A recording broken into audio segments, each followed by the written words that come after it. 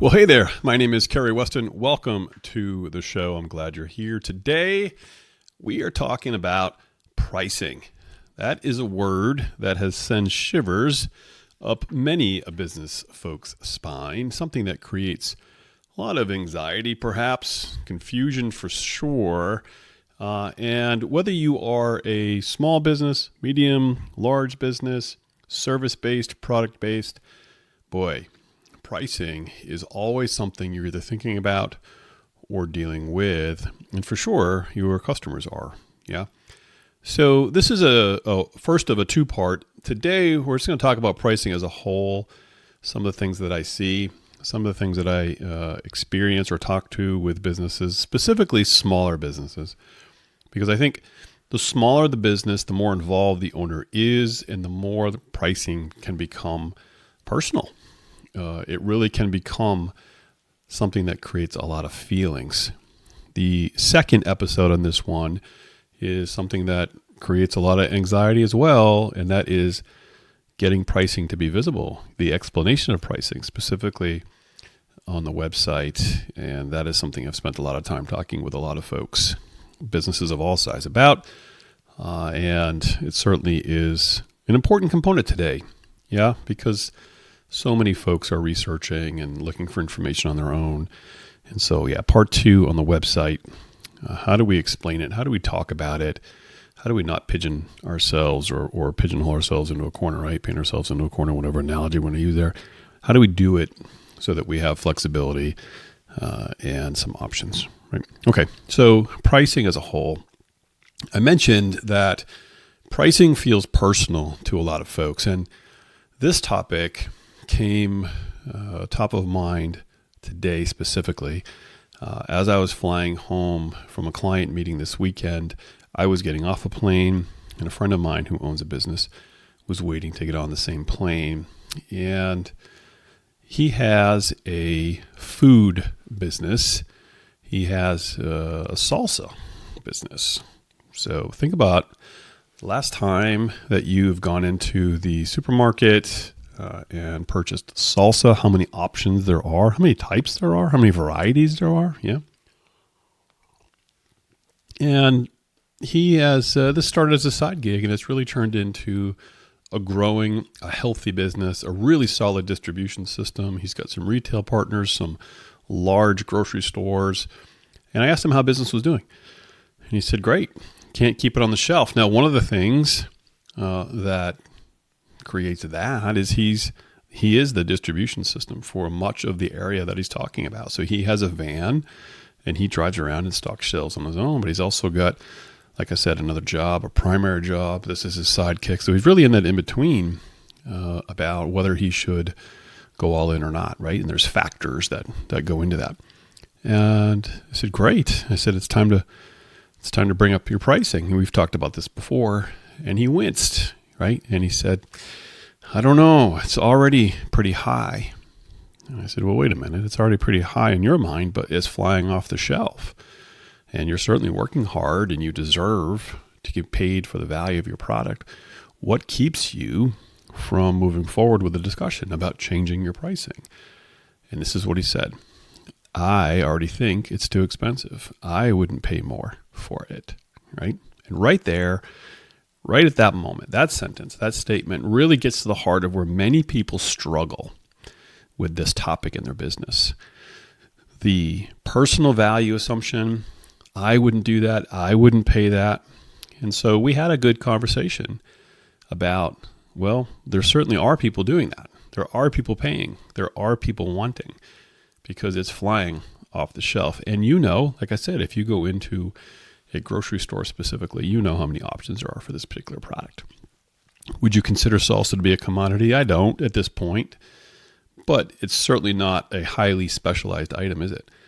And so the fact that it's flying off and it's getting hard to keep inventories up, that's a pain point for someone, and you need to get paid for what you're worth. So the first thing is pricing feels personal, especially for folks that are making and really involved in it. I've also worked with folks that produce a product that's not food.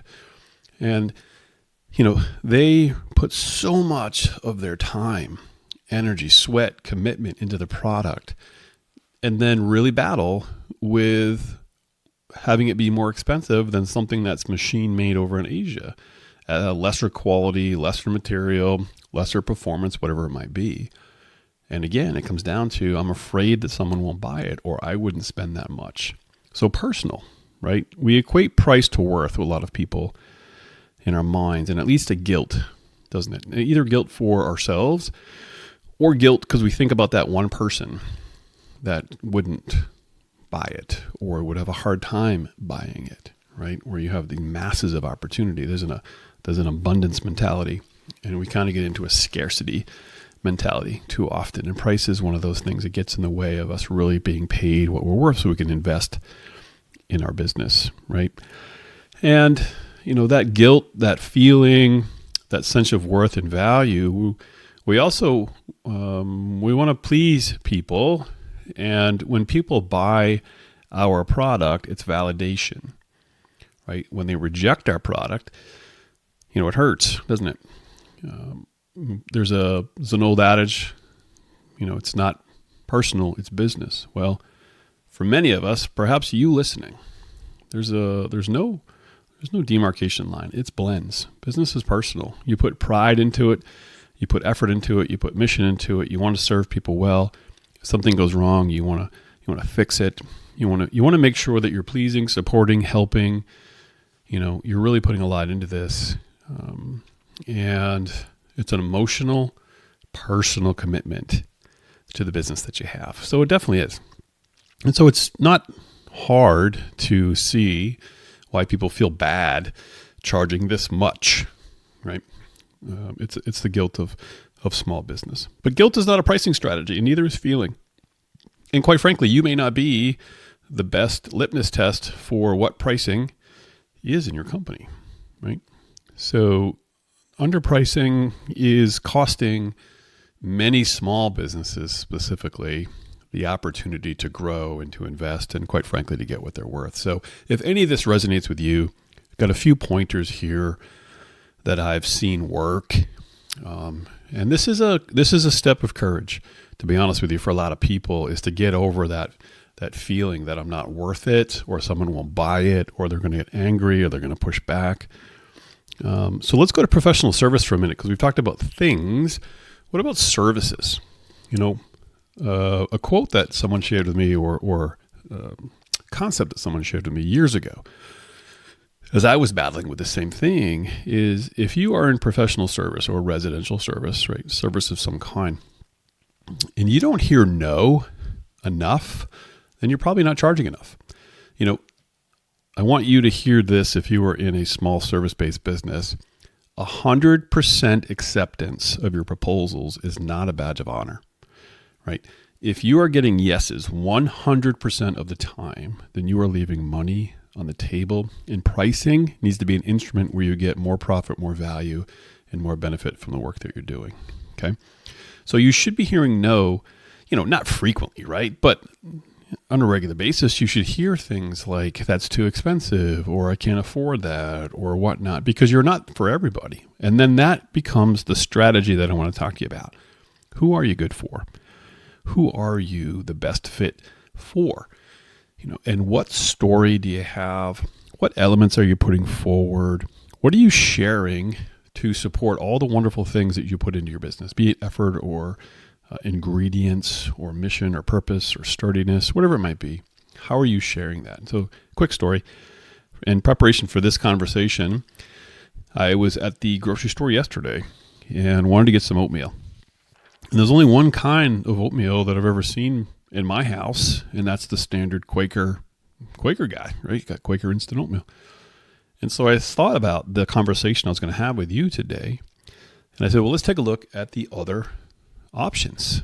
Yeah. So the box of Quaker was $4, and there were 6 packages of instant oatmeal inside. I start looking around, and boy, they range from, there's a generic brand that's slightly cheaper, all the way up to things that were 2.5 more times expensive than Quaker. And I actually ended up buying one that was 50% more expensive than Quaker because I looked at it and it told me a story. It understood what I was looking for. It talked about protein. It talked about low this organic material, well, like, you know, all this. It put its best foot forward, and it helped me say this might be worth it. Of course, I've got to like it, I've got to taste it or whatnot. But think about that for a second. 50% more expensive, but they're sharing with you the reasons behind it, right? They've identified their audience, and they're putting elements of that on the packaging. They're telling a story, right? They're building their brand, and they're supporting their price, right? It's not just charging more to charge more. So I think the first thing I want to tell you is we all have a story, especially if you are the business. If you are a small business that's making something or providing a service, you have a story. And this gets in the way of many entrepreneurs that I meet is the thought that if I can do it, it must not be special. Or if I don't value it, it's just how we make my living, right? So I don't value it as high, so it must not be valuable. But you've got to think about the other side of this. Like, you're delivering value, product or service, you're delivering value, and that value is meaningful to somebody. That's how you have a business. You've got to have people believe in that. And so telling your story, right? What do you do and how you do it and where you came from and the mission you have, the ability for you to get that out there is important, right? You got to show the difference. So I'm going to ask you a question right now, Mr. or Mrs. Listener, that has a business. Think of a competitor in your space. In the eyes of the customer, not you. Think of a competitor in your space that doesn't do as good a job as you, either cuts corners or uses lesser materials or doesn't do as much as you do or doesn't follow through as much as you do or whatnot, right? Think of that person. We all have one that can come to mind. And then they're probably charging more than you think they should. But guess what? That person is getting business, right? So in your eyes, think about this for a second. You can identify someone that's doing less than you and following through less than you and providing a lesser quality, but getting paid as much as you or even more, right? What would happen? What would happen? Think about this for a second. What would happen if it was crystal clear as to why your product is different than that company that you're thinking of right now? If I'm looking at you from an objective point of view as a potential customer, and I look at you and that person that you just thought of when I asked you that question, do I see the same thing? Do I see you presenting the same features and benefits and story, right? What is it that you could do to help someone understand the difference? Now, you don't have to brag or put anybody down to do this, but what is it that you do better? What is it that you provide that is different? What do you hear that you know makes a meaningful difference? Are you telling that story? Are you putting that forward? Can someone quickly understand the difference? That's where a lot of people lose opportunity to not only get business regardless of the price, but to defend and support the reason that your price is different, right?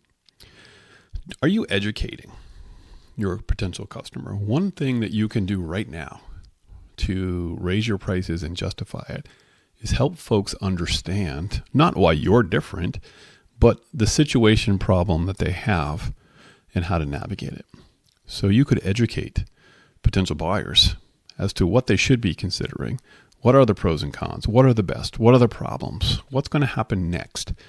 Educate and inspire someone with information so that they are fully informed. That alone will position you as a guide. That alone will position you as somebody that is on their side, if you will. Certainly supports you having a higher price point. Yeah. And I think the last thing I want to say is be proud, be bold. You are putting quality into this. Whether it's ingredients, whether it's processes, whether it's time, attention, follow through, you are committing excellence on a regular basis. You should be paid for the excellence. I'm going to give you a book. The author's name is Casey Brown, and the book's name is Fearless Pricing. And I saw Casey speak on stage last year in Chicago. And she has fantastic stories, fantastic analogies that's going to bring all of this to life. And you're going to look at this and go, heck yeah, I should be. I deserve that. And this is how I can do it. Fearless Pricing is the book. She was a guest of my ChatGPT Experiment podcast, chatgptexperiment.com, episode 50. It's called Fearless Pricing. It's an interview with Casey. And the book is wonderful. And it really does put some concepts in play that we can really understand, easily understand, not only how you should be or why you should be charging more, but what's happening to you when you don't charge enough, or even worse, when you discount.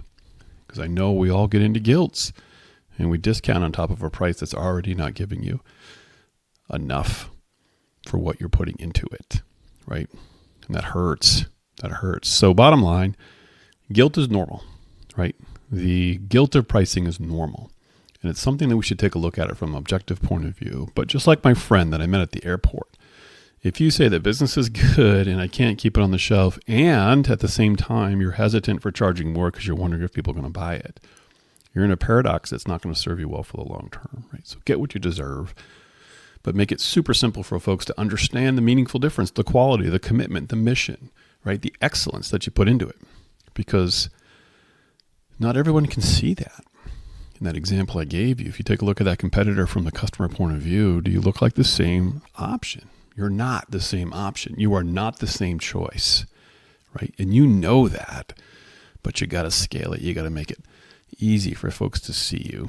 And that's where your pricing is going to support the excellence that you put into it. So if you're questioning right now whether you are worth charging more, I'm going to tell you, yes, you are definitely worth charging more. Now let's make it just as easy as possible for someone to understand what it is you do, the excellence you bring, and the reason behind the price that you have it, right? Hey, I hope there was something here that was beneficial. If you're dealing with this, you are not alone. Practicalmarketingshow.com is the website. There's some supporting materials. You can see some articles that I've written that'll help small businesses. This is what I do as well, as I help businesses shape their marketing efforts. Like I said in the beginning, I want to help business owners make common sense marketing and business decisions so you can get more out of it. The time, the effort, the money you're putting into your business and your marketing as a whole. So reach out to me if you've got a question, practicalmarketingshow.com. Love to see if I can help if you're dealing with pricing or any other issue in the business. Let's have a conversation, yeah? Okay, well, that's it for today's pricing conversation. I'll have a part 2 of this on pricing, explaining overview how to get it on the website. Boy, that's something that, like I said, that causes some anxiety for sure in a lot of folks. So, but for the time being, thank you for joining me. Until we talk again, be good, okay? Talk soon.